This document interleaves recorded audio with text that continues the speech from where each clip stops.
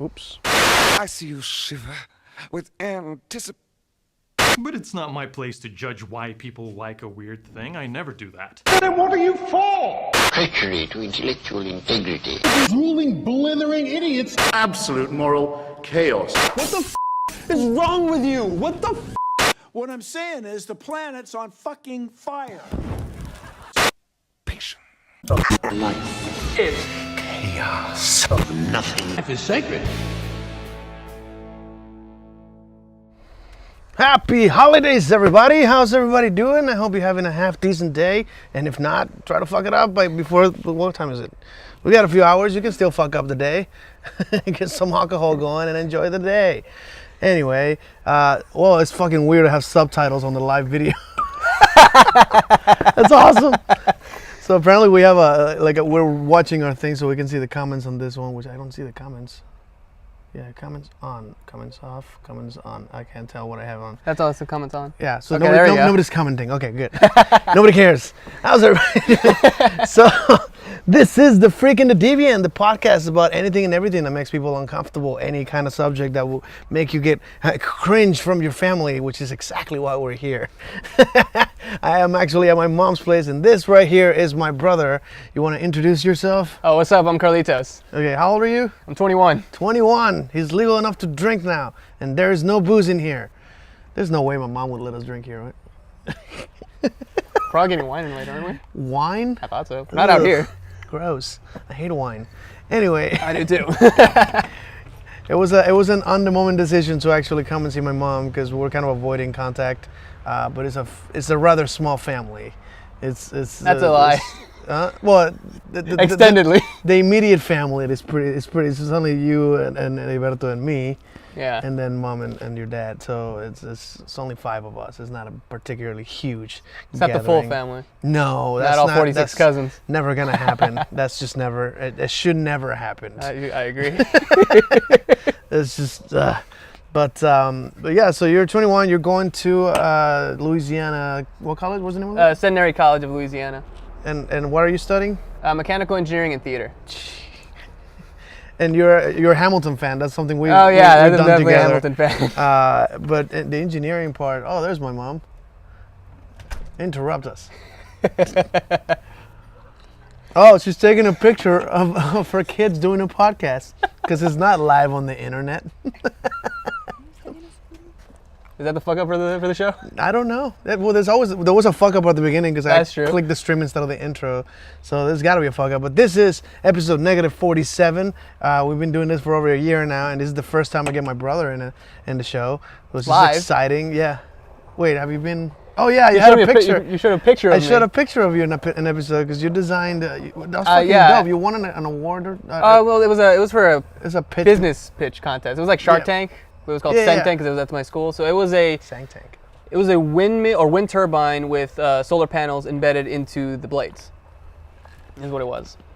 And I feel like that's a brilliant thing to like. Why isn't it on the sky now? Well, one Is of the there things. anything in that direction? Well, yeah. So when I looked into the patents for that sort of thing, like there were some patents from like 1998, but the design was like, I don't know. It wasn't like elaborate really.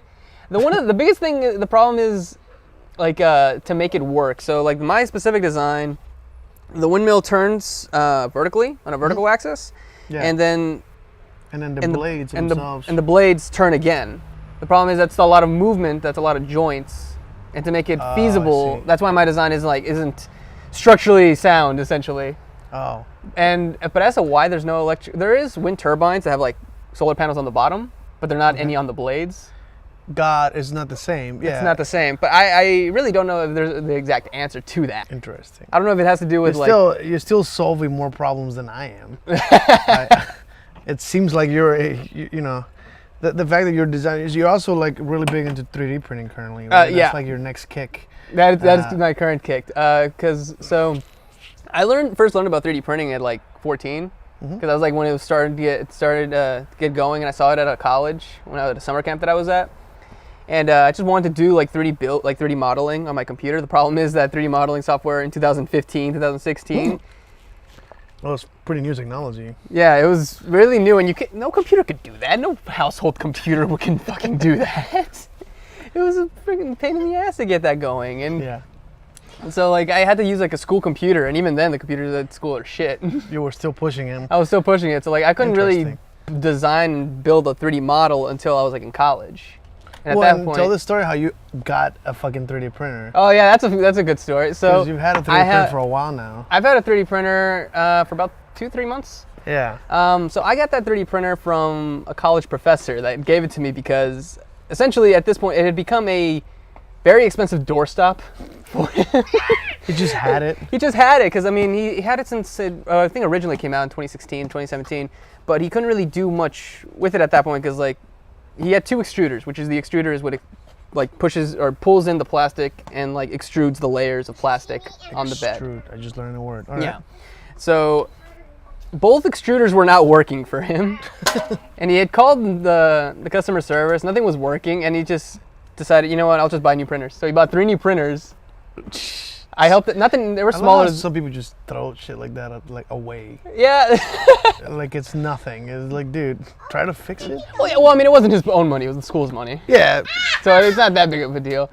But no, so he got 3 new printers that were smaller than the one that he gave me. But they're like a lot faster, a lot quieter. They're newer. So I helped him install them, and then that same day he's like, I need to pay you on the, and I'm like, you don't have to pay me. I had fun just installing the printers. He's like, well, no, we're on the barter system, so go ahead and take the doorstop. So I took it. You took the doorstop. I took the doorstop. And, But did he have a like sort of a feeling that you might be able to fix it? That I there's think some value to that? maybe because Okay. it took me about 4.5 hours to get it working. It's like- funny how I'm basically doing. I'm similarly also like helping someone deal with technology, but in a very lower level. Yeah, because you're helping people with QR codes. Is what you're doing. Yeah, I'm currently helping people make QR codes for Texas Ren Fair, Ren Fest, this festival. Yeah. I was corrected recently because it's you keep thinking it's a fair, but it's actually Texas Renaissance Festival. So it's Is there a Ren difference Fest. to a fair and a festival?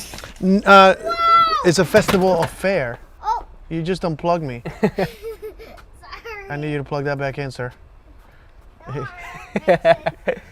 Oh God, that's terrifying. My son is about to replug my computer on the wall.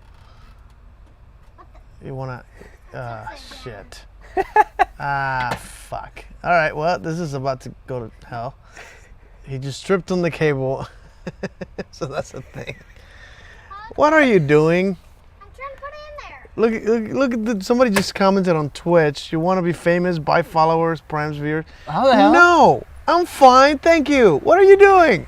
cares? That's a bot, right? Yeah. That can't be a person. I don't, look at the name. B Pilev? 996. Nah, fuck this. People are. No, hey, that's enough. Stop. You're gonna break it. You started fucking slapping it. You need to plug it in. I know, and you messed it up. No, I didn't. All right, keep talking about your experiences. I gotta go and plug the fucking thing before we die on the fucking while streaming. Okay. By the way, I have a kid and he's floating around. Yeah. Floating around, Wear not on the ground. condoms. So yeah, I have a expensive piece of technology sitting on my dorm room desk. It's from 2016. I mean, it's not a terrible printer. It works fine. I mean, I can print a ton of things. The only thing it doesn't do very well is like really fine details and like miniatures or stuff like that. Because I tried printing like D&D miniatures, and those things started like just look like a blob of plastic at a certain point. Got it. So there's like a threshold for how Yeah. detailed your design can be. Yeah, and that's just And I was because talking about that how like there's layers of the material, right? And Yeah. you can if you hold one, you can see it very clearly. Yeah, so it really depends on how thick your layers are. So like my layers range from 100 to 200 microns, which is like 0.01 to 0.02 millimeters, which is still really thin, but you could feel the difference, and it's like kind of like thinking of like the grains of wood. Yeah, You can tell the difference, and it's fascinating to me that how sensitive our sense of touch is. Yeah. That we can feel the difference, even though when you think about it, It's amazing how much you lose. So this is the thing that's happened this whole season of TRF. You can see like the calluses that I've been getting on my thumbs. Right. It's fucking up my magic. Because Really? sensitivity in your fingertips is the most important thing for a magician. You can feel you can legitimately count how many cards you're holding in the tip very, very subtly without anybody noticing you're doing it. You can Right. actually feel, hey, that's 2 cards, flip 2 cards. It's a thing that a magician uses. you start damaging your tips of your finger by hard labor, like carrying boxes and whatever. Yeah, lifting weights. Like I have thing. calluses right here. Yeah, you get some calluses and that'll fuck up your feel, and it actually fuck up some tricks. You're like, fuck, how many cars are there? you lose sensitivity, and that's fucking important. Interesting. Is that why you don't play guitar? Because you get calluses on your fingertips? That's the thing that happens when you play guitar? Yeah, when you play guitar, because you're pressing down on nylon or steel strings. I actually didn't know that. Really? No, I never had it. I mean, I used to. My mom has pictures of me playing guitar when I was like 6 or something. Mm-hmm. A tiny like little guitar, but I don't remember a fucking thing of that. I was in like a estudiantina or what do you would call it? Middle school? Yeah, well, it was in Mexico, but I don't know. But it was like a club for music. Oh, okay. And then in the next, like in secundaria, I was I was a recorder player. And then a full fucking band of all kinds of instruments, but it's funny, that was my specialty. Really, that's funny here. In the recorder is basically like the instrument everyone learns in like 3rd grade. Not at the level I fucking knew it. I could play the Titanic song on the fucking. I remember you came to my club. Yeah, because I'm like that. Yeah, because I picked it up and I started like whatever song I heard, I knew how to play. I was a natural on that shit. Yeah, music. But now I was like, well, I know how to play the recorder. Like, yeah, you know how to play 2 songs from middle school. That's not the same. Hot crust buns. Ode to Joy. Yeah. El himno de la alegría is what they call it in Mexico. Is that what it's called? El himno de la alegría. It means the happiness anthem. Okay. Well, I know himno means anthem, but I didn't know ode translates to himno. Or they would mean the same thing. No, maybe. Ode is because ode is like a dedication to something, isn't it? Yeah, I think it's more. It's lost in translation, I think. Yeah. Well, what else is it? one of my favorite pieces of music is Vesti la Juba. I think I might have told you about this. A play from 1890, I think. Okay. Called Pagliacci. Mm-hmm. It's a classic story of it's a meta story because it's about a clown. It's about a clown. The beginning of the song is a clown advertising. Hey, there's this time, the circus starts at this time, and there's a show, blah blah blah. Mm-hmm. And then you see the show, and in the show, it's him and his girlfriend. Like in the play, it's him and his girlfriend, and she's cheating on him. Right. Right. And it's like a goofy. He goes to work, and the other guy shows up with food and. And wine, and supposedly they're gonna cheat, and then they get caught, or like somebody spies on them and tells the husband, and the husband finds out, and he goes like, "You're cheating on me," and that's part of the play, right? It's a goofy. They're making this goofy. I know the subject sounds a little serious, but it's like a goofy like clown act. They're all clown makeup, and I think her name is. What's it called again? Pagliacci. Pagliacci. Yeah, and. Colombina is the name of the wife. It's important for the song that I'm talking about. Mm-hmm. So they finish the show and everybody's partying it out, and the main guy is actually married to the girl that plays the girlfriend in the play. So that's his actual girlfriend, or wife. And he goes to the bar, and then she's actually cheating on him. He actually does have a lover. Oh. All right. And another guy sees her and then tries to hit on her, thinking, "Oh, she's got to be some kind of whore, right?" Okay. So he goes out to her and she turns him down. So he gets mad and like, "But I just saw you with the other guy, and you're married to the other guy." So he goes and tells the husband. What the hell? Like the fucking salty douchebag that couldn't get the girl is gonna fucking sabotage her fucking life. If I can't have her, no one can. Exactly. Yeah, it's a classic. Fucking stupid.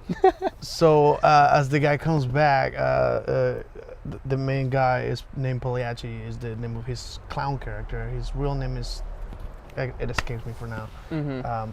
But he comes back and sees the lover leave as like they were getting up or something, and he only sees his back but doesn't recognize him or sees his face. Right. So he goes to her and tell me what his name is, and who's your lover. That's like the story, right? It gets really dramatic, and he's like, "I'm gonna kill you. You're gonna tell me with your last breath."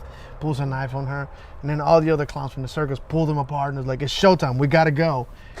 And they pull her ass out, and everybody goes to like get dressed for the fucking show. Mm-hmm. And this is when the song kicks. It's called Vesti la Juba, which means put on your costume, or your juba is the clown garb dress, the clown garb with the ruffles. Okay, that's what a juba is. That's what it's called. Okay. And Vesti la Juba means put it on, like vesti. Vestirse, yeah. To vestir, yeah. So it's beautiful to hear this song, because it's in Italian. Okay. And sounds like it's an opera. Is it an opera? It's an opera, yeah. Okay, and I've heard it in Spanish. Really? It's ponte el disfraz. It's like the disfraz, which is, it doesn't close, but right. It's close enough.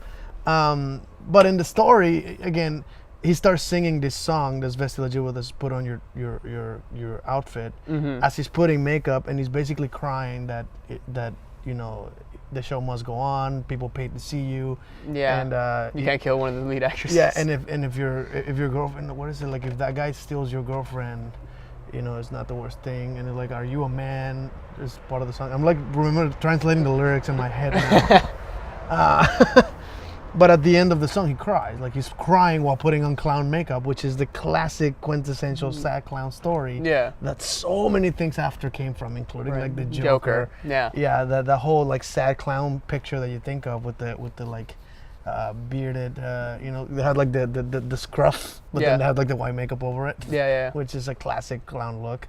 That's from Pagliacci. That's from that play. Okay. And the one of the characters in there the dresses clownish, his name is Arlequin, which means like Harley Quinn. Is like very specifically to it. Interesting. Isn't that okay? I think I remember like I think it was a trailer. I haven't seen the movie myself, but like it's like there's like two versions of this story. Like, it's an opera, but there's been movies made of it. Okay. Because doesn't Harlequin? There's actually like a meaning to the word Harlequin. Or Harlequin? Isn't there a meaning to that actual word? Arlequin is in Italian. It's Arlequin. Well, it's because like I remember there's like in the trailer for I think Birds of Prey. In the trailer, Harlequin now is still like it's a clown character from like the old days, but I don't know how far back. So I really don't know what predates that word. The Harlequin, the Harlequin that we know, or the Arlequin character from that play in 1890. But what's fucking cool is that this is when it becomes meta, and this is meta in 1890, which is fucking crazy. Like, I'm like watching the Animaniacs, and it's like, oh man, those were the first meta. Like, no, there's been meta shit for a long time. I think Shakespeare did it. He would address the audience and break the fourth wall. Puck in Midsummer Night's Dream, he addresses the audience. Yeah, and that breaks. That's basically breaking the fourth wall. Before that was a common thing to do. Before there was a fourth wall. Yeah, but in this particular play, after singing Vesela Juba and putting a dress on and goes on stage, they are doing the play where she's pretending to cheat on him, and then he comes and finds out that. So like the thing that happened backstage is now happening on stage. I just found out you're cheating on me. What is the name of your lover? And she's like, I'm not gonna tell you. And she accidentally calls him by his real name instead of Pagliacci, the name of the character. Yeah. And so that triggers him, and is like, you're gonna tell me with your last breath. So he pulls a knife on stage, and you can hear part of the song is the crowd going, this looks real. This is happening. This is not fake, right? So the audience in that play is part of the play you're watching. Okay. So if you see the actual opera, there is an audience in that show watching the play you're supposed to be watching too. Wow, it's the coolest meta shit ever. And at some point, she says the name of the lover right as he stabs her with her last breath. Yeah. And the moron, the lover, actually comes running from the audience. I'm getting Moulin Rouge vibes. Yeah, it's very similar. Oh fuck, I might be related actually, because the whole coming running from the audience is very unique. The play within a play. And it's real. And it corresponds with the story that's going on in the actual story. I never thought of connecting those two. Fuck, that's awesome. But yeah, like the lover goes on stage and tries to like help her, and of course he fucking grabs his hand and stabs him on stage too. Yeah. They're both dead. The music ends and he goes, "La commedia è finita." And I'm like, damn! The lights off, all bloodied out. I'm like, what the fuck was that? Yeah, no, that play is long as fuck, and like the music is beautiful. But that song from that play. Where does it take place? Like, what's the setting of the play? Italy. It's supposed to be in Italy. Yeah. Okay. But there's multiple. Again, I've seen multiple videos of the play on like an opera, and there was movie versions of this. Gotcha. Pavarotti has done that. Placido Domingo has done it. So there's a bunch of different like famous opera singers that have done this particular song and the whole play. That song is fucking hard. I know it by heart, and I can't sing it to save my life. Really? Nah, it's not even close. But now let's change the subject a bit. This is how long are we? How long have we been going? 20 minutes. That's not bad. That's not bad. So you are now 21. I am. How long have you been drinking? Have you drank? Yeah, I have. You're in college. I mean, you're no longer living at home. Do you have any cool stories or like adventure shit? The funniest.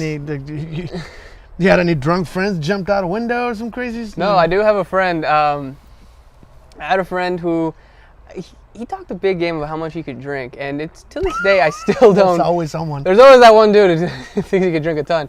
I don't even remember how much he drank. I just remember specifically he got so drunk that he was telling people like to punch him. Like he to punch him. Like he could take a I could take a punch, and What does that prove exactly? I'm not entirely sure. Is it like a you can't feel macho- pain? I don't know. He wasn't a very macho dude. No. Oh. He wasn't a very macho dude. He just kept trying to fight everybody. There's a point Could it have been a kink? Like Possibly. the whole I punch don't me know. daddy. I don't know. Like he wanted someone to abuse him. I don't know. That's Well, again, I'm taking it because you said he's not a very manly dude, so he might be on the opposite side. maybe. It might actually be a sub. Maybe there was a it was so weird. Like he just kept trying to pick fights with everybody, and there's a point where like someone I don't know why they had boxing gloves, but they had boxing gloves. So what do you like? I got some gloves. I got some gloves, but they only had like I can't remember if they had like a pair. I think they only had one pair. So him and someone else got one, That's fucking weird. and they just started like punching each other. I just realized that's usually me at a party. To fight somebody? No. Oh. But that's usually me at a party. It's like, oh, if we only had like a thing. I'm like, oh, I have one of those in the car. Give me a second.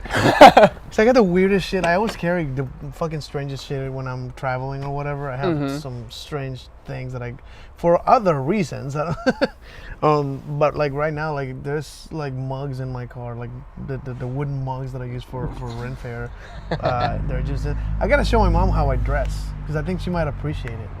You Like, probably so do. Before I leave, I like dressed in garb, and you can like Yeah. she can kind of look at. What Okay, the I have a hell- question. So like for the Renaissance Festival, or is it festival or fair? It's a fair. Fair. It's a festival of fairs. Okay. Does that make sense? So it's confusing because it's an F at the Is end. this, so is you this meta assume- again? No, not really. It's just a confusion that happens very often. Texas Renaissance Festival Okay. is the biggest festival of a community called fair. Okay. Okay. Does that make sense? So my question is like, how, when using masks, like at the festival, how do you? Is it just that's like the one thing that you get to break character for. Okay, I was Yeah. gonna say like right the- about now is required, and I basically avoid crowds like the plague. like the plague doctor mask. There are plague doctors out there. Okay. A lot of them. Do they wear that because they don't have to wear the thing underneath? Most likely, yes. Yeah, Because they're probably. protecting the shit out of themselves. I mean, that's what they were invented But, for, weren't they? Yeah, that's exactly what they're for. And apparently, that's something we talked about on the goddamn You podcast. did, 'cause Baymax had that. Every century on the 20s. In the we get a 20s. plague. It's 2020. It's fucking weird. One thing that had occurred to me as to why that may happen, it's like That's how long it takes for us to get unprepared and lose our guard again, I guess. maybe that could 'Cause be it. we were 'cause- legitimately prepared for a plague type thing on the previous administration. in 2016 with the Ebola thing. That's why Yeah. no one really got that many cases here. Yeah, the Ebola thing, and they were prepared, and then there was an actual task force specifically to deal with this. Yeah. And of course, that Yeah. crazy shit happened. And Yeah, not but it's funny because it might actually be part of the of a cycle. It's part of the cycle that we eventually just kind of. It's kind of like I'm trying to think of what's the best analogy when you kind of eventually start trusting again, and then somebody. Where fucks you like over again. lower your guard down. Yeah, you a lower little your bit, guard, and then down. a friend just steals from you, and they're like, "Motherfucker, this is why I don't have friends." You know, Yeah. it's I've seen so many people. Usually, it's relationships, but Yeah. I've seen people like that are like, "Okay, I'll fucking make friends," and they make a friend, and they break into their house and take their PlayStation. I'm like, "Motherfucker, this is why I don't like friends." I feel like it's a common trope in movies for like that one dude who's like, I don't believe in relationships. He gets a girlfriend, he like opens up, and then he's like, this is why I don't date. And then Yeah, there's always a fuck up. I love that Daniel Sloss had a bit about that. Oh, There's Jigsaw? always that one character. Yes. Yeah, in Jigsaw. Yeah, There's yeah, always yeah. that one character in every movie or TV show. They're like, I don't want relationships. I don't want it. And he was wrong. Of course he was wrong. Everybody needs love. It's totally fine. You don't need anything. I've shown that special within Me like too. the past month to a few people. I'm trying And to then- like get people out of the shitty relationships. With them. I had to show it to a friend of mine, or correction, I sent her a clip. I sent her a clip of it because she was talking. We were talking about comedy, and I sent her, "Oh, you should check this guy out." And she responded with, "I just canceled my date for this evening." You cancel with dates. Totally fair. That's awesome. We're like saving people out of relationships. That's like what I've been doing before I knew what that show was, and then I that's the perfect thing to show them. To get people to start thinking differently about relationships. Cause, Yeah, because you know what's Which the thing? for the record, you're 21. Have you had a girlfriend? I haven't had a girlfriend since 2016. 2016. Which you were underage then. Yeah, I was. I wasn't. What were you like? What was your girlfriend like from? Where do you knew her from? Oh, I knew her because we met in theater, in high school theater. Oh, okay. So you were dating in theater. Yeah, so I mean, it wasn't a very long relationship. It really wasn't. Yeah. It was like, you know, it's like all relationships that start before the age of 30 end. So yeah, that's like by definition. My last relationship, the latest one I'm in, started at 30. So I have a. Yeah, we don't know yet, but it has potential. It has potential. No. We're engaged, Yeah, which okay. doesn't. It's not like that means that it's never going to end. It just means I'm very. It means you're committed stuck. No. Nah. She's stuck. I'm the fuck up. I'm the one that causes all the problems. You have to put up with all the shit mostly because I'm 90% shit. Yeah. Mostly because I'm 90% shit. Yeah, absolutely. But no, so I mean, we did like the typical high school stuff. Just go to movies.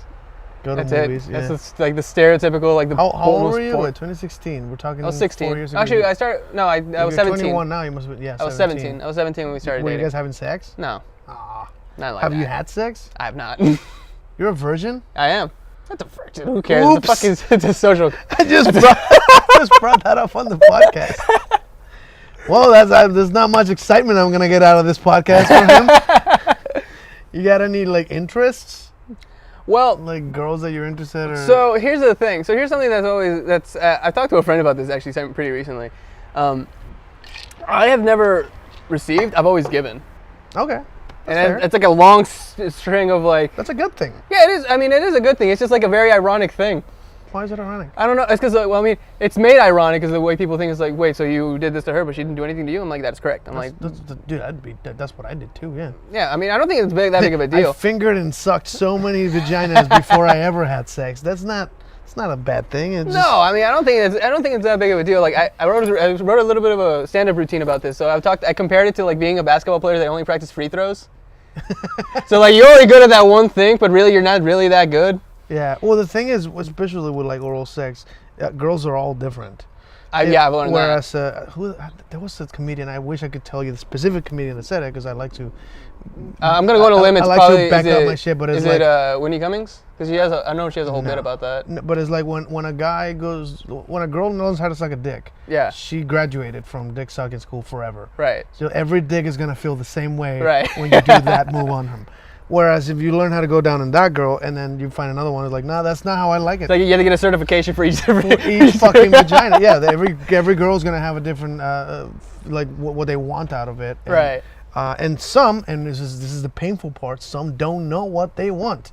That's true. So you have to kind of find it out on your own. It's just trial and error. Like you're like that, nope, that didn't help. That hurts. I forgot which. So it happens all the fuck. Again, like, when you've been through enough vaginas, you're gonna find out that there is no fucking perfect way of doing it. Right. You need to communicate with your partner what you like, and if they don't know, you need to find out together.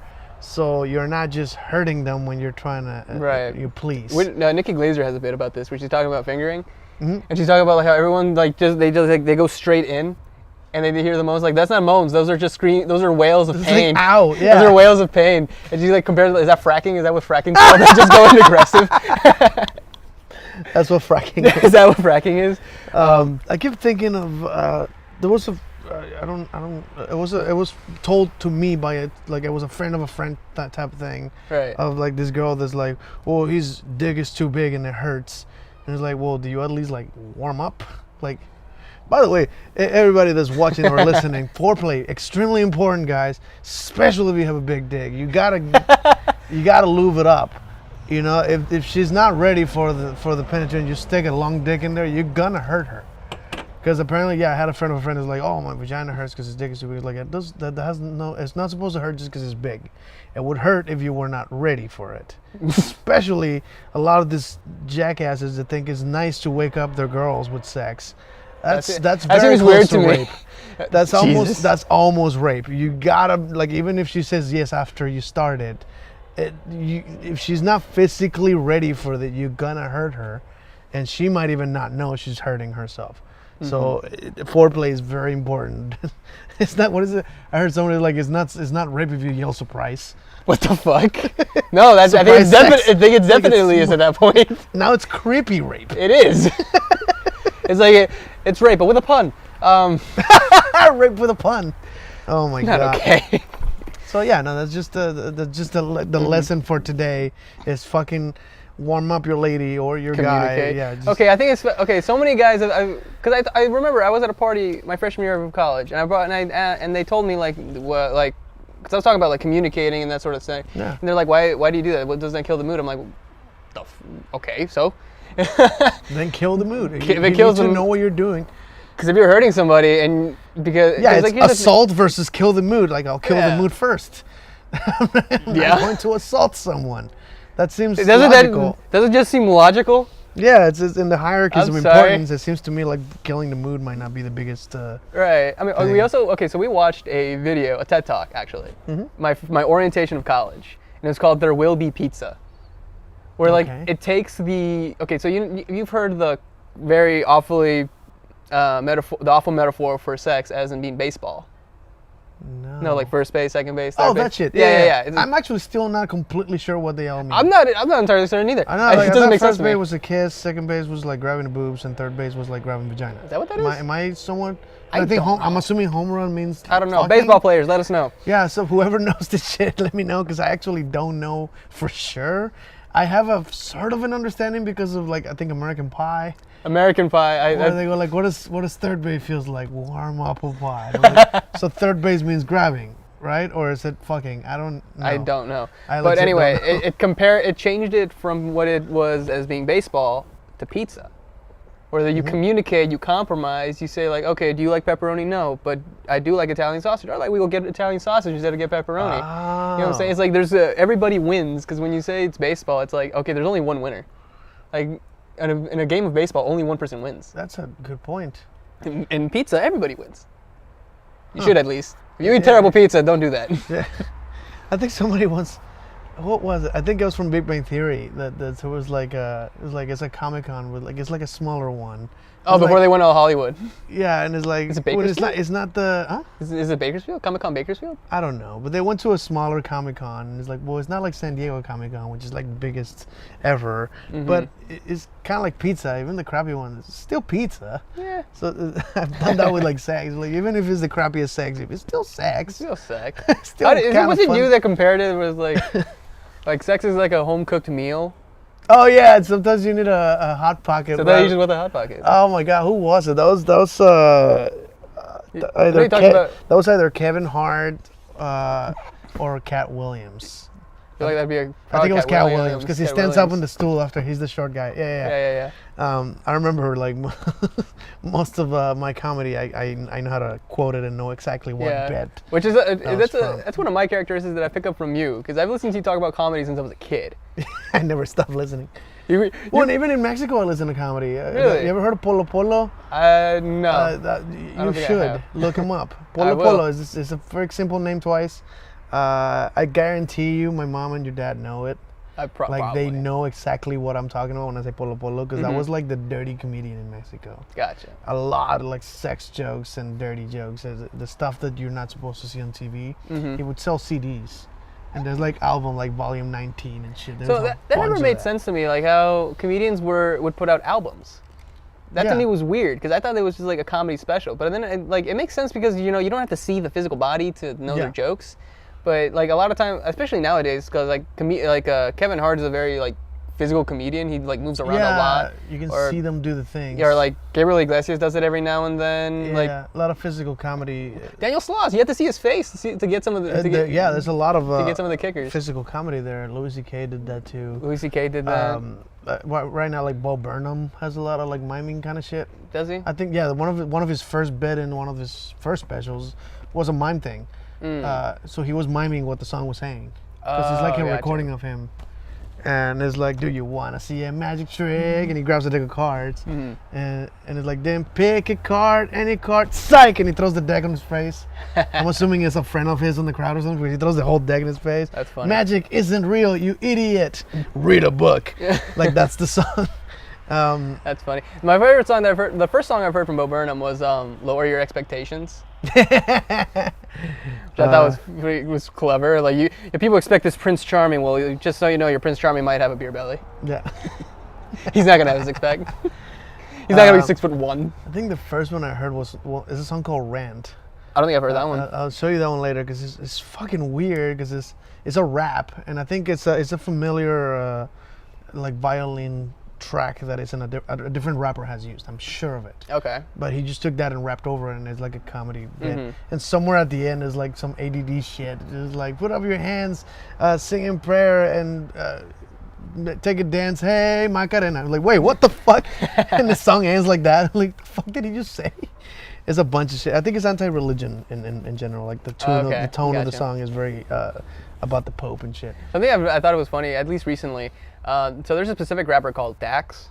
Dax? D-A-X. So and he put out like a series of like maybe 7 songs that all had to do with religion. Interesting. And I mean, I listened to them because because the first one, it was called Dear God. Dear God. Typical. Like, which is a classic, like everybody, any atheist usually wants to, like, it'd be dope if I had a conversation with the dude. Yeah. I have a lot of questions. He's got some shit to explain. Oh, absolutely. Which, by the way, you're atheist because of shit I said? No. I mean, you picked it up technically, on your own? I still tell people I'm Catholic because here's the thing. I did for years without knowing what atheism was. Right. So, like, even into college, people were like, what's your religion? I was like, well, I'm Catholic, but I don't believe in the Jesus stuff. I didn't know that meant you're not Catholic. No, you can't be Catholic and not believe the main story. Right. Like, I don't believe in magic-y things either. Like, well, yeah, you're not Catholic. Yeah. So the thing I always say is, like, look, I still call myself Catholic, but the thing is this: I have a lot of questions, and until I know I get straight answers, then I'll say whether, like, I think I'm closer to agnostic than I am to atheist, I suppose. It's not. Are they not? I always get them confused. Well, they're not mutually exclusive. You're not atheist or agnostic. I'm agnostic atheist. Oh yeah, because it's like a spectrum, like most things. Well, the thing is, agnosticism and Gnosticism address knowledge. Right. And knowledge is very loose, and most people know. Most people can understand that there are things you know, and there are things you believe. Right. So, atheism and theism regard to your beliefs. Belief is the state of mind of accepting a claim as true or likely true. Knowledge is a higher level of belief. When you believe something to a level of certainty. That's called being agnostic. Agnostic is someone who acknowledges, I don't know for sure what I believe, right? Most people are agnostic. We have to be, right? Because there's no way of knowing if there's a God or not. So most people are agnostic. Now, I would say, for example, my mom and your dad probably agnostic theists. They don't know, but they believe because it's a culturally thing, and then they have their own reasons to believe. I know they've experienced cool things, and that encourages belief. Whereas I don't believe that you believe that there is a God. I think you don't know, and you're somewhat on the border whether you believe it or not. Yeah, no, I'm definitely in that area. It's because, like, I wrote a stand-up routine about this. It says, like, there's so many things that don't make sense to me, and there's, like, a lot of jokes that I make about it. So it's like, we can agree, human beings are kind of shit. Yeah. Generally speaking. People equal. And then the joke is, like, I guess we were made in God's image. Because, like, let's be honest. Okay, if you admit that human beings in general are awful, and you believe in the big man, and so I'm sorry. He made us in his own image. Yeah, so we have to be. Because, like, truth be told, okay, at the very least, I think that, I mean, I'm the same way. Like, I have a lot of questions, and until I get those answers, then I'm gonna be, like, certain. Yeah, it's got some splaining to do, in my opinion. Yeah, but see, the thing is, a lot of people, when you're an atheist, a lot of Christians will accuse you of being anti-theist. That you refuse to believe. It's like you don't believe because you don't want to. And it's like, no, I want to. If that shit's real, I want to believe it. Right. But I'm not going to believe it just because you say so. Yeah. I need to know why you believe it. And in most cases, when you ask people why or how they got to that religion, it's never a good reason. A lot of it is it's like my aunt died, or I saw a ghost, or I felt this force, and I'm like, dude, none of that applies to me. Unless I get that experience, your story doesn't convince. It can't. Yeah, like, okay, so I had a friend once tell me, like, he told me he was telling me about a conversation he had with another friend who was Christian, and they're telling me, like, what they would describe the feeling of God is, and like he described it as like being a warm feeling in your chest. And I said, well, I mean, I call that liquor, but I mean. Liquor will do that too. Well, liquor will do that. I mean, if you can do it, if you get that feeling without it, I mean, good for you, I suppose. Yeah. But there's a lot of questions, and I don't like the whole, like, because there's no explanation, it is God. Yeah, that's terrible. Because Neil deGrasse Tyson talked about this. That's called an argument from ignorance, or Neil deGrasse Tyson was talking about stupid design, or Right. the idea of intelligent design, which is when a scientist or an expert runs at the edge of his knowledge. This is what I can explain from here to here, and then there's this weird thing happening that I can explain. Then that's when intelligent design comes in. Even Newton did it. Like he couldn't Right. explain certain movement, or they're like, well, it must be, the heavens, the gods are controlling that because I can't explain how. Yeah. And that's a prevalent thing in science. Once you reach your limit, then God. This is the thing. There's a book that my friend wants me to read, and I will read it because I'm very curious. Okay. It's a scientist. He has a PhD in astrophysics, which, for the record, just because he has a PhD, I'm not going to 100% believe that he knows what he's talking about. Oh yeah, you can be. Yeah, you can be. You can be fooled. I've met people with master's degrees that are fucking idiots.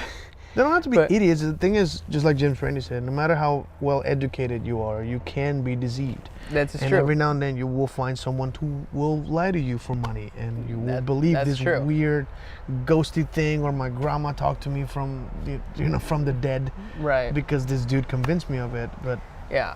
so- Anyway, it talks about different. Because I browsed through it before I actually gave it to him because I ordered it for him, and I look at it and it's like, so it talks about quantum mechanics, it talks about astrophysics, it talks about a variety of things, and the most common thing I see it's like the perfection of numbers. So like this number is too perfect and applies to too many things. I just think it's like that's a ratio. perfect in It's like comparison to what? I mean I haven't read the book so I can't say, but it's But like that's an actual argument that people use for religion, which is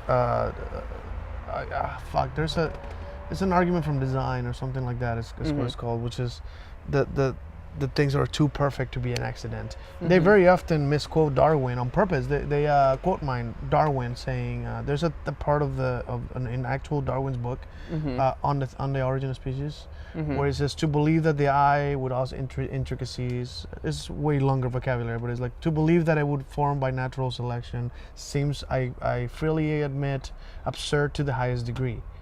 And then they cut there.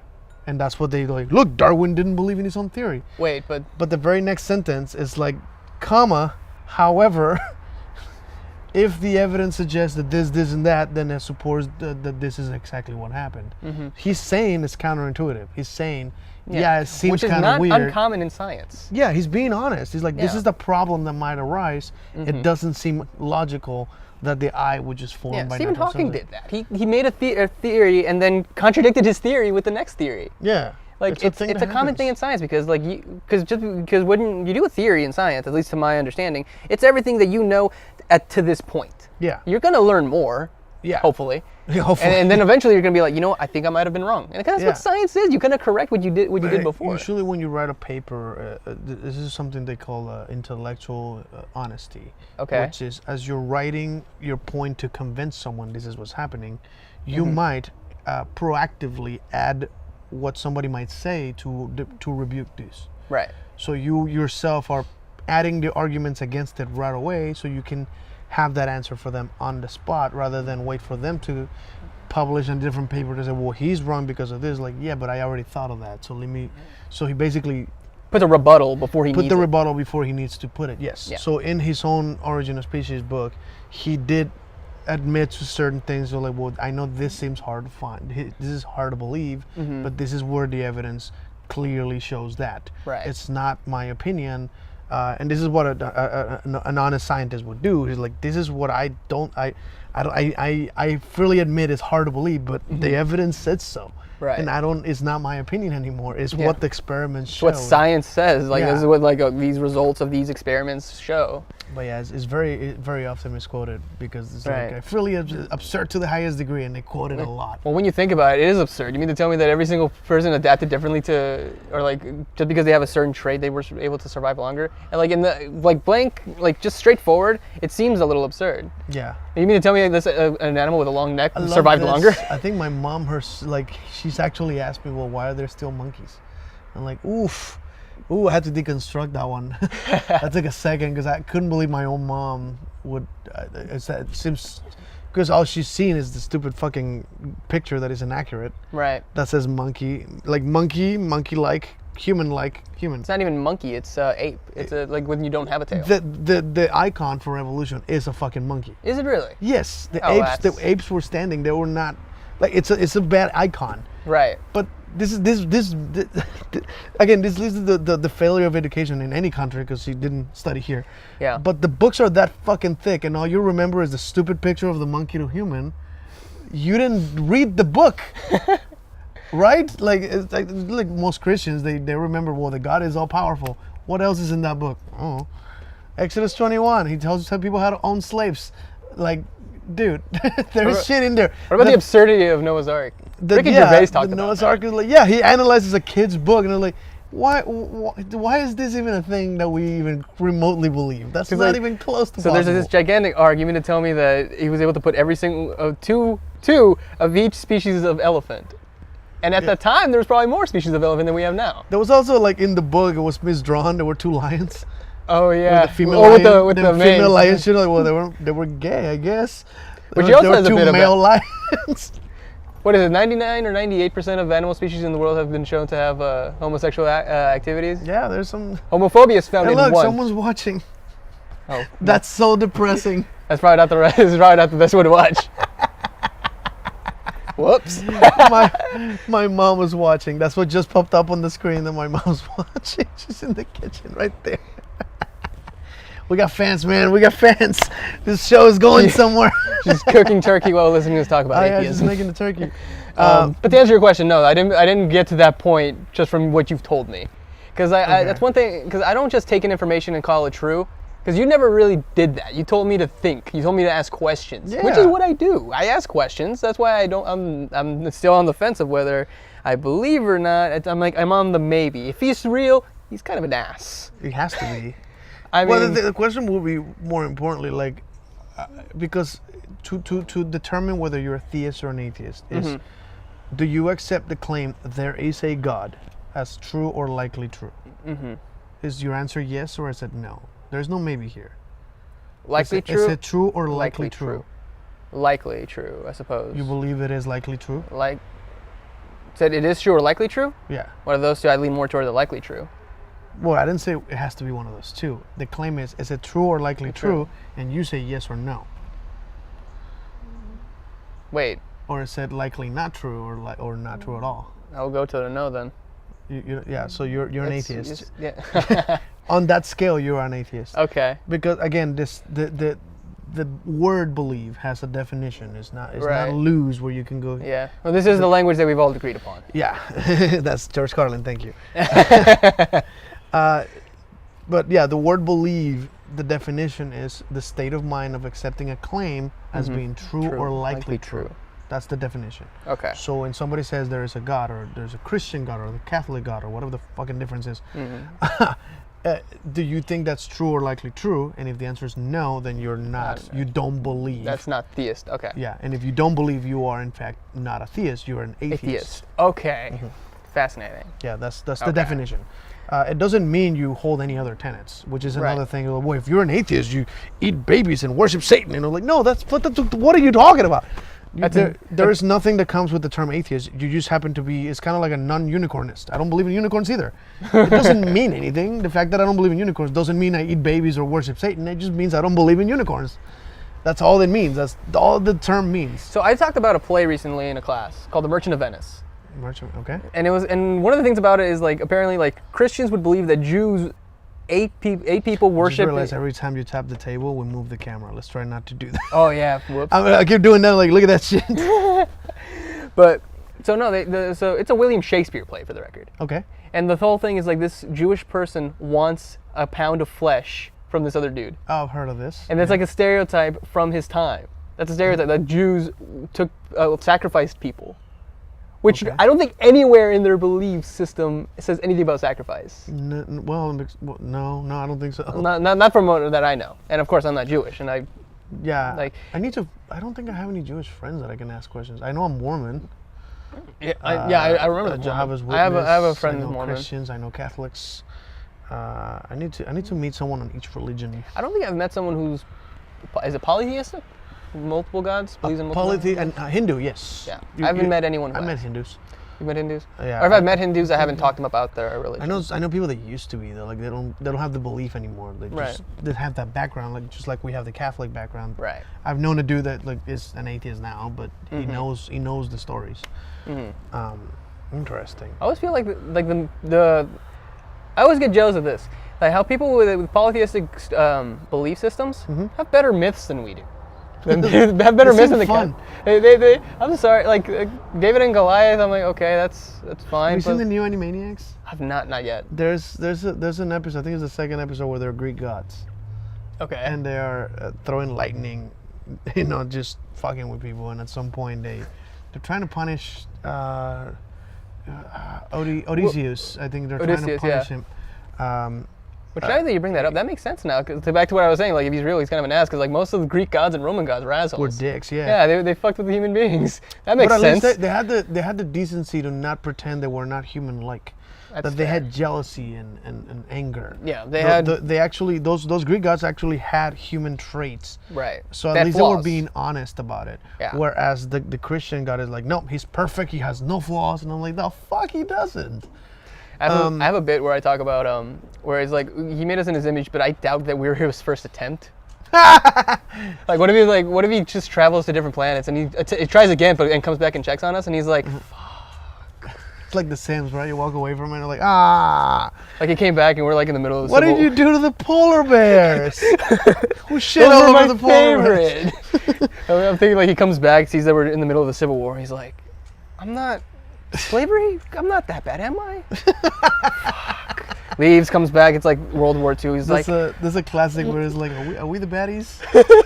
It's like we're in a Nazi outfit. Like, are we the baddies? but no, he like comes back. It's like World War II. He's like, this is the second time they've done this. Like I don't like war that much. I'm like, wait, I do have that thing against the devil scheduled at some point. Okay, yeah, there's that. I love this one. Kevin Hart has a new special out. It's called Tambourine. Not Kevin Hart. Chris Rock. Sorry. Okay, yeah. Chris Rock has a new special called Yeah. Tambourine, where he was talking about like how God rested on the seventh day, and it's like, he's like, wait, he rested? Wait, okay. Have you ever been doing a task, and it was going perfectly, and then you took a rest? I don't think that's ever fucking happened. Usually, you started a task, you fucked up, and then you take a rest before you fuck up some more.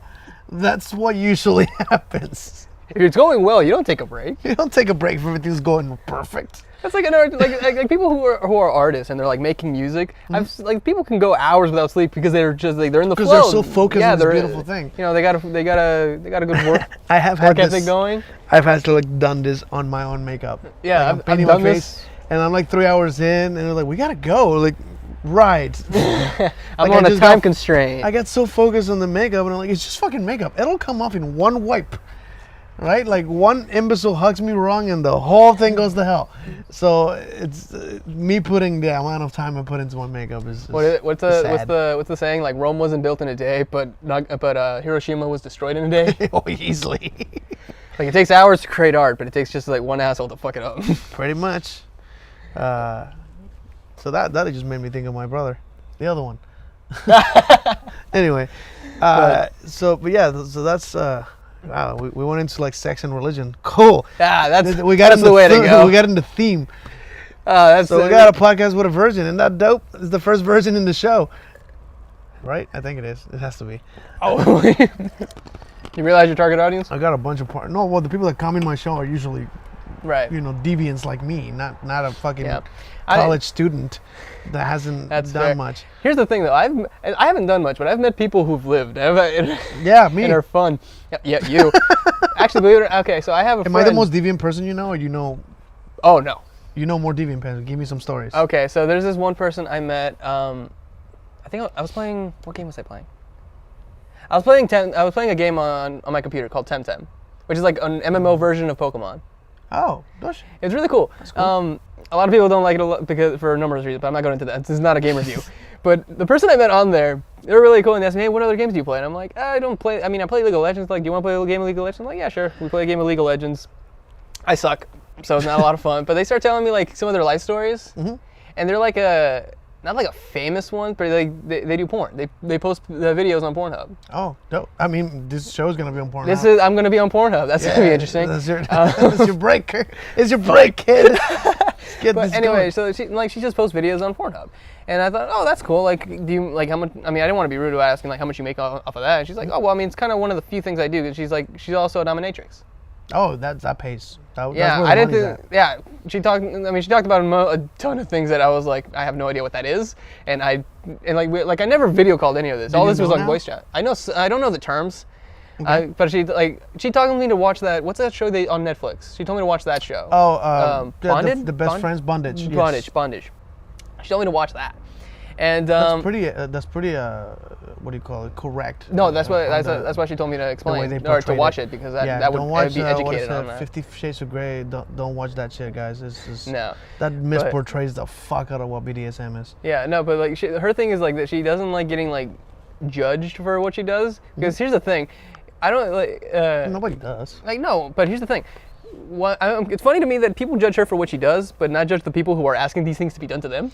That's what's weird to me. Yeah, I know. So I told you, like, one of my girlfriends is a stripper. Yeah. And she gets propositioned a lot because, of course, there's sleazy people. Those are the people that go to the. She has a working job. Who cares? Yeah, but there's sleazy ass people that will show up to a strip club, try to get a stripper to fuck them, right, and then judge them for being strippers. You know, like, you're the one trying to get laid at a strip club. Yeah. How are you not the disgusting one? Or like the people that think they're above dating people like, oh, I mean, yeah, I have a couple girls on OnlyFans, but I never date a girl who has an OnlyFans. Okay, like It's so fucking dumb. Why? I If think you're- all- if I you're think all my consuming girlfriends the- have OnlyFans. huh? No, one of them doesn't. I do have friends that have OnlyFans. Yeah, I said my And- girlfriends. Out of my girlfriends, 2 of them have OnlyFans. Okay. I think I'm on one of them.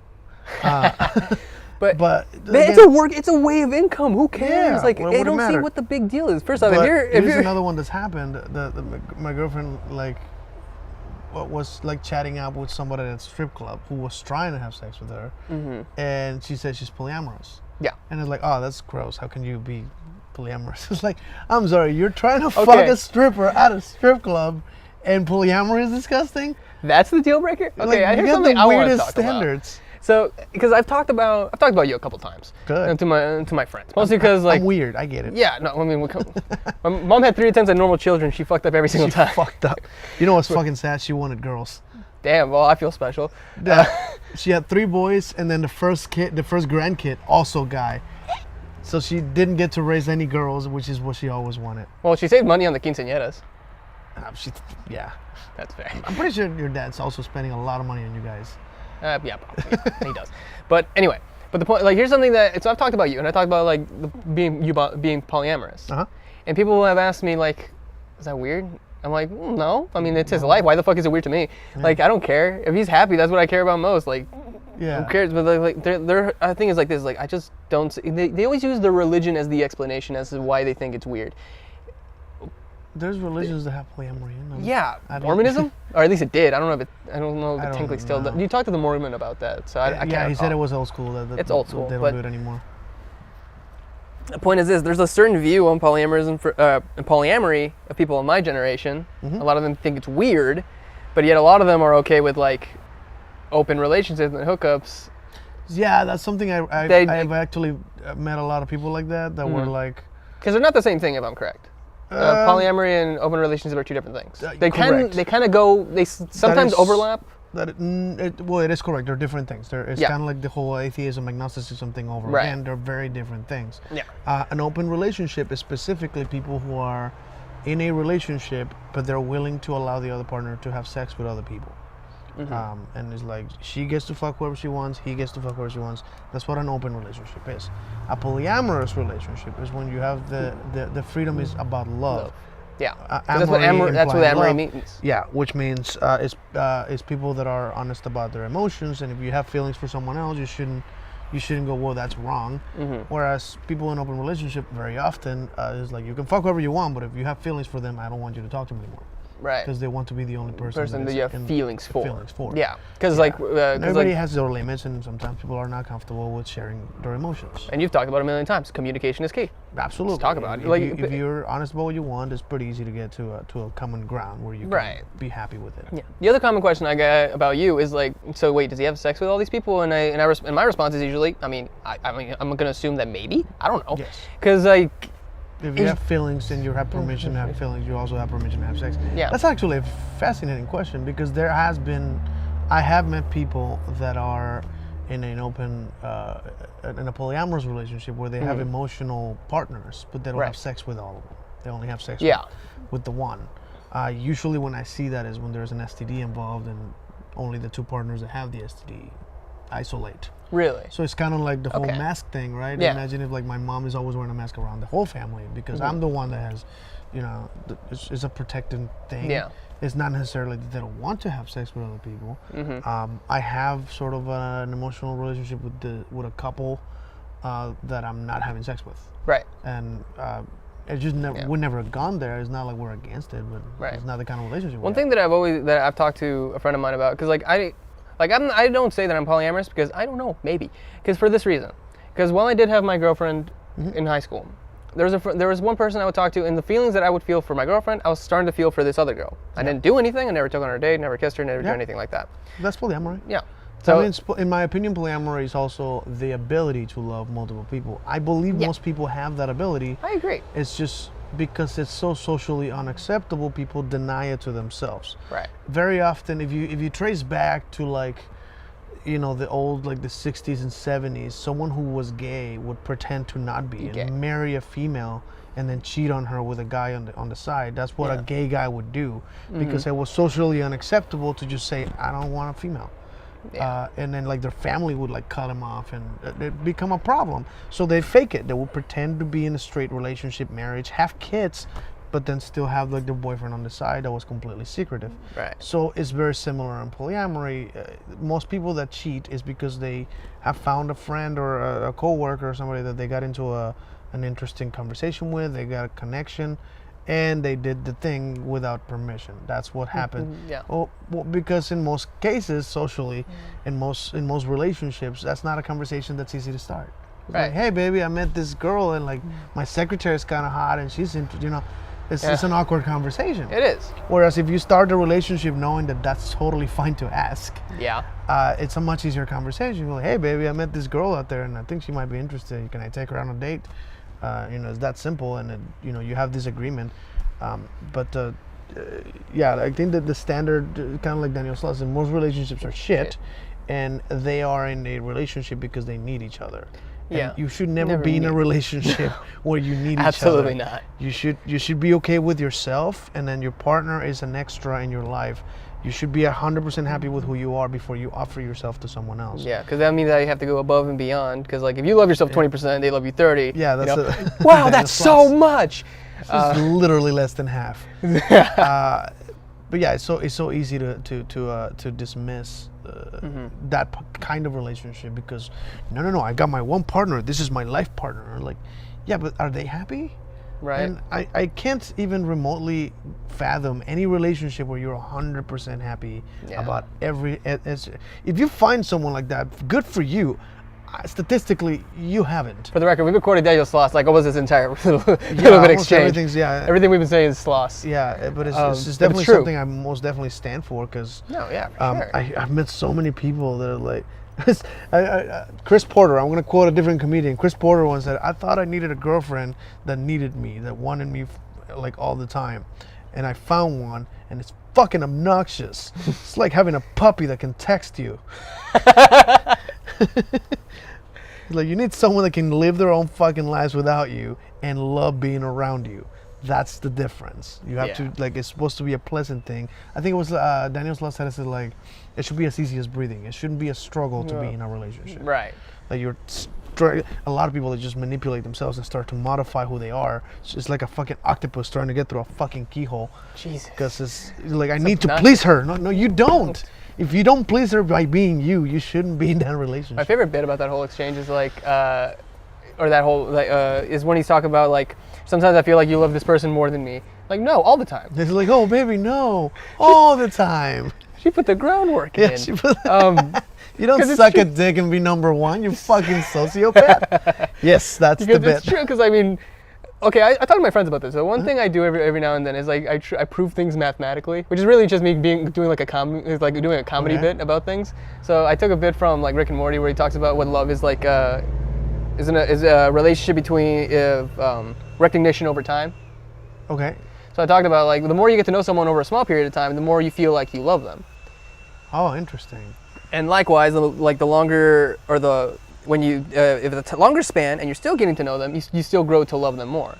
That's what. And so like it's the way I described it is like in a very short-term relationship, it's like this. It's like really steep because you get to know them a lot. Yeah. And then you're like, okay, I've had enough. There is actually a demonstrated science on this. They call that NRE, new relationship energy. Okay. When you're in a fresh relationship, there's it's a chemical reaction literally in your brain of serotonin and endorphins that it's a cocktail that just makes you feel good, and that's what people call love. This is literally what love is by definition. I just realized that your facial hair kind of resembles Baymax's. I replaced you. You've been replaced, Baymax. But that chemistry inevitably, generally within 3 and 6 months, it starts fading away. Is that what like the honeymoon phase is? Yes, exactly what that is. Okay. New relationship energy and honeymoon phase is the exact same thing. Okay. That's fascinating. So that chemistry fades out. It's like any other drug. It stops having the same effect. So if It's you've ever done tolerance, like, right, it's not tolerance. You're just but, making less of that chemical. Right. Because it's a natural drug. So it's like people that do cocaine. Like the first high is always going to be the best one. and then it slowly gets less and less and less because your brain has been resistant to it.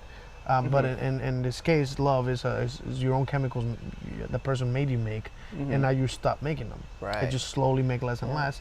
And again, that usually between 3 and 6 months is when that fades completely away. In most cases, they stick around even though they don't have those feelings. Because it's easier. It becomes convenient. Yeah. It's like, well, we have a place together, we have a dog together, and we pay half the rent, so it's a convenience thing. And you stick around even if you don't have those emotions.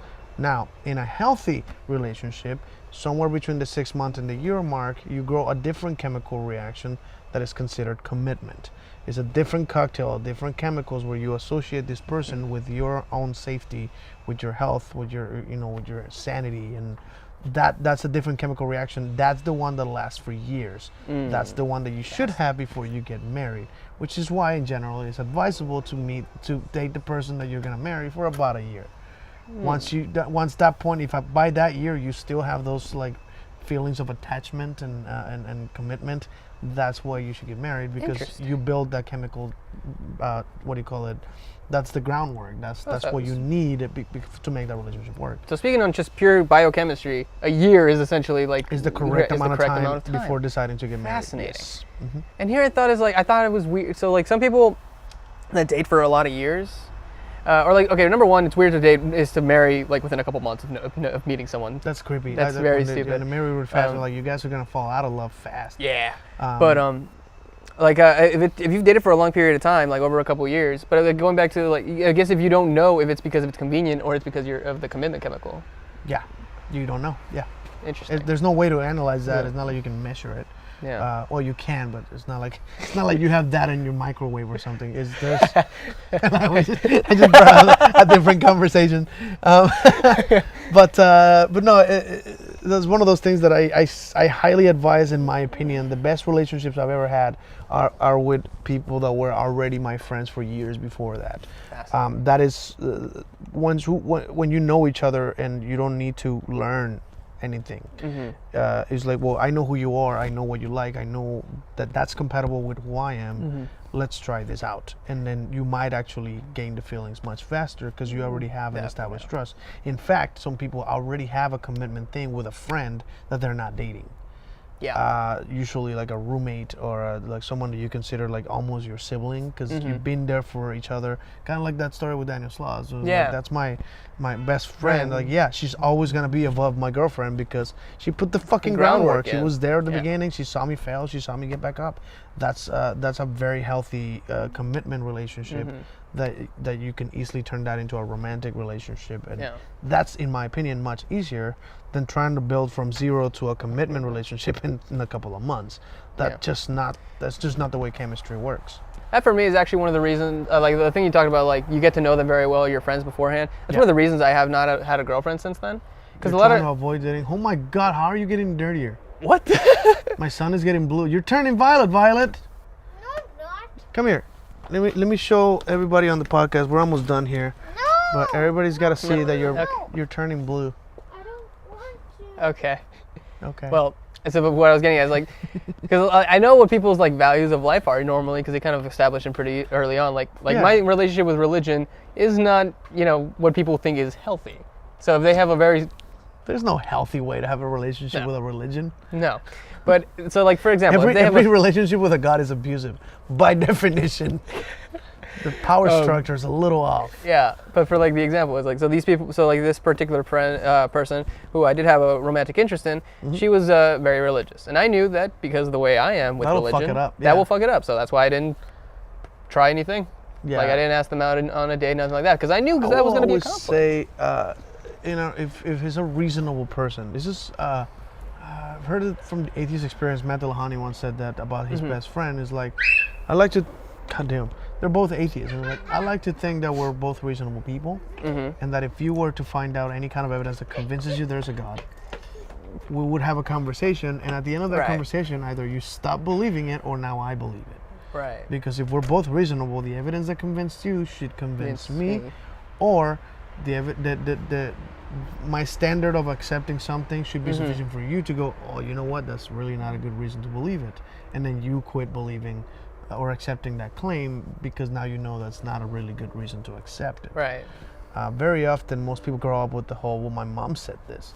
That's an argument from authority. Yes. It's like, well, I grew up with my mom telling me this, so that's what I know. And it's like, well, your mom can be wrong. Every mom can be wrong. Hell, all moms are always wrong about something. The thing that I value a lot, and I said this on many occasions, is that my mom has the balls to go, yep, I was wrong. Yeah. I must have been like 8 years old the first time that we were looking through, like, I think it was like the famous brand of chocolate milk in Mexico. Chocomil? That's the one I wanted. That's the one on TV. But there is a non-TV version. Has a soccer player. It's a green can with a soccer player. Okay. It's like Nito or something like that. Nilo. Yeah. I know what you're talking about. I don't yeah. know what it was. But she looked at the cans like, this has a cartoon character and that this one has a soccer player and a plain label. And she's like, this is the one I grew up drinking. This is the healthier one. And I'm like, well, it's like, well, because this one has vitamins. And I'm like, well, the commercial says this one has vitamins too. And so she goes and turns both cans over and I'm like, oh, I'll be damned. There's way more vitamins in the cartoon looking one than the plain one. And it's like she had made this assumption probably because she's familiar with that one from that's a much older brand. And she remembered that that's the healthy stuff. Yeah, But she it didn't know was. They're making healthier stuff by the fucking year. Science. Yeah, so she's looking at the cans and you're like, nope, yeah, the one you got is better. And she started buying that from that point on. And that, I still have that shit too. I give that to my son, chocolate milk. Because it has a bunch of fucking vitamins and shit and it helps. I drank it when I was in milk, so, you know. Elementary and middle school, I drank that very regularly. No, yeah. I mean, it's healthy shit. And I mean, it's not the healthiest thing in the world, but it's much better than drinking plain milk. No, yeah. So, and but I think I stopped drinking because I stopped drinking plain cow milk. Yeah. I started drinking almond milk. Oh, interesting. I give my son like gummies with like vitamins too. I just try to get him as much healthy because it's very difficult to feed him healthy food. Yeah. But on that note, it seems that we got 12 minutes. It's an hour and 12 minutes. We can probably cut out here. You got any last remarks? Anything you want to say before we cut you out of my show for a while? Nah, I got nothing. We covered a range of topics. Yeah, I'm right. And for the record, we're still on hiatus. This is just an offbeat thing because I happen to be visiting my family and have someone to talk to, and I had my equipment with me. So we just like do one episode of the show. As Baymex is still kind of working a lot, so whenever he's done working the amount of overtime that he's currently working, eventually, and I think he was talking about maybe getting a different job, a different position in the job or something like that. If that happens, we will go back to a weekly show. For now, this is just a holiday. Thank you all. Thanksgiving. Happy Thanksgiving. Thank you. Happy whatever the hell you celebrate, and thank you for watching. You want to do this? Oh, yeah. Life is chaos. And nothing is